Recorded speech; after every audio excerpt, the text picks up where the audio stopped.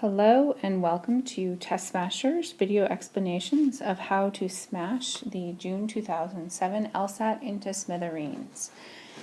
We are going to with the games explanations and we're going to dive right ahead into the setup.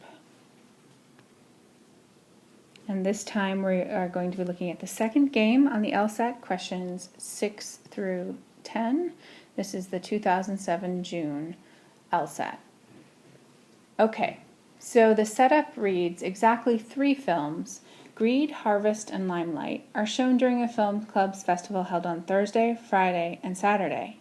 Each film is shown at least once during the festival, but never more than once on a given day. On each day, at least one film is shown. Films are shown one at a time. The following conditions apply.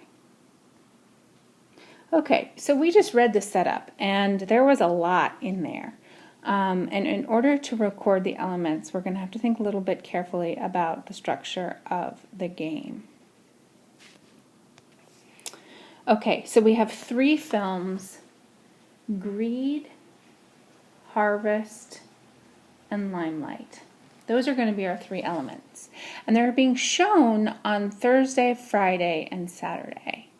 So there's a sort of second dimension there as to the day of the week. And we're told that they're shown at least once during the festival, but never more than once on a given day. So that starts to tell us that there could be multiple films per day. And we don't know exactly how often the film is going to be shown. It's going to be repeated over the course of the festival, perhaps. On each day, at least one film is shown, so that means we have films on each of the 3 days, and films are shown one at a time. Okay. Okay, so before I even start to think about the clues, this is a fairly complicated game in the way that it's set up. Because you don't know how many times you're repeating things, you have these different days, but you also have order. It's pretty complicated. So rather than just dive into the clues, I'm going to use the first question in the game to help me. So question 6 is a very standard first game question. And it asks for a full and complete legal ordering of the game. So it says, which one of the following could be a complete and accurate description of the order in which the films are shown at the festival? And the value of this is it tells us a lot about how LSAC is thinking about the game. And I've sort of written out in shorthand the possible answer choices here. So it tells us that they are thinking about this in terms of fixed days of the week, Thursday, Friday, and Saturday. So we would never want to do our setup where we're attaching, where our films, for example, are fixed elements and we have variable days or something like that. Now, it will also help us visualize the implications of each of the clues. So this is something you can play with. A lot of people will symbolize their clues and do their deductions and then attack this first question and use that as an opportunity to check the work that they did, and that's a great technique, particularly if you have difficulty symbolizing your clues.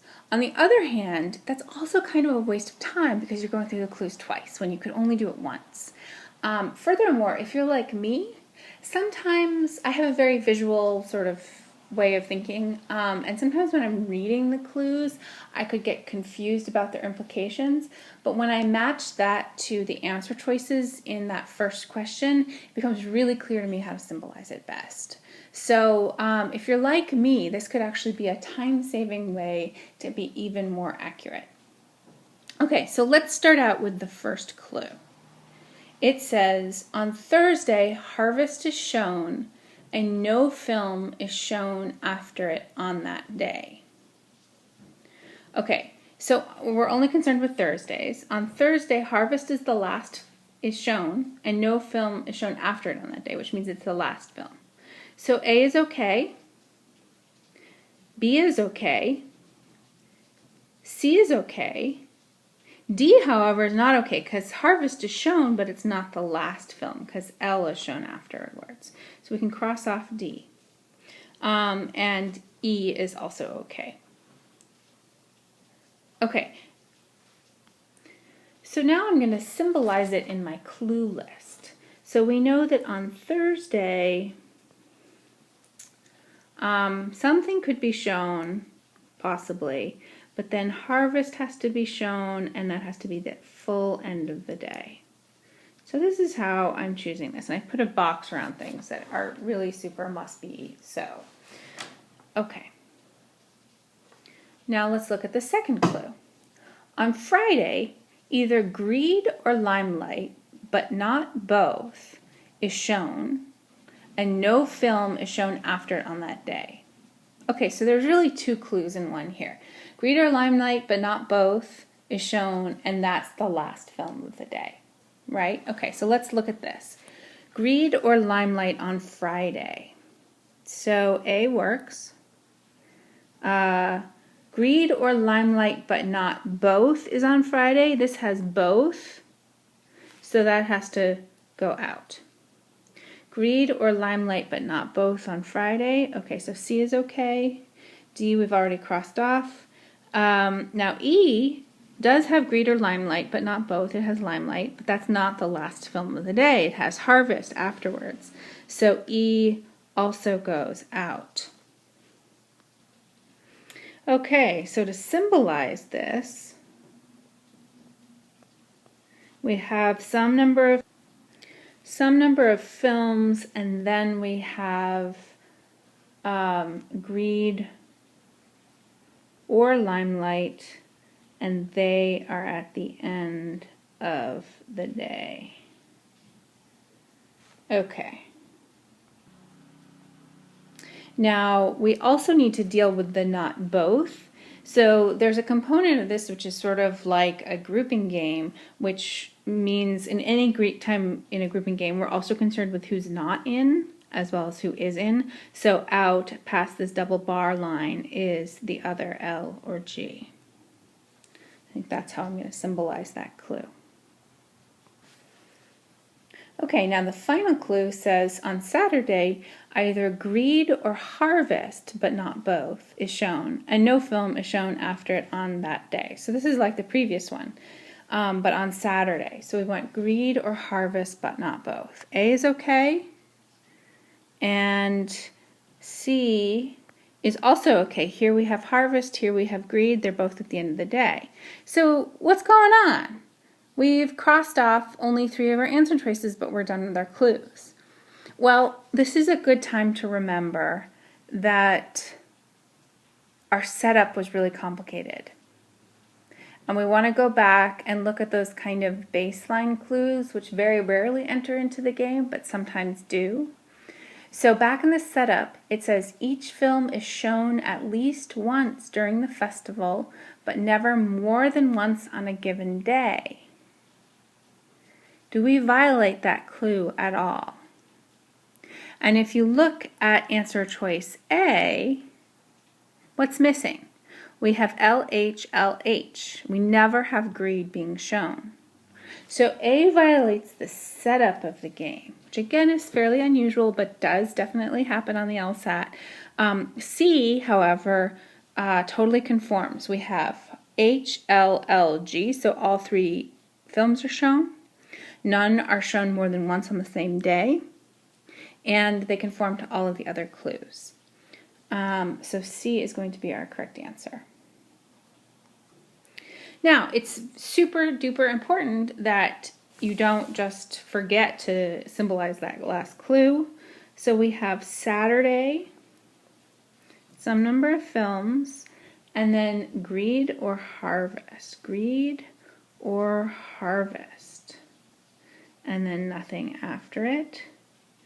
And we know that harvest or greed is out. Okay, so we have symbolized the clues. We've answered one question already, which is great if you're running short on time. And now we need to do our deductions.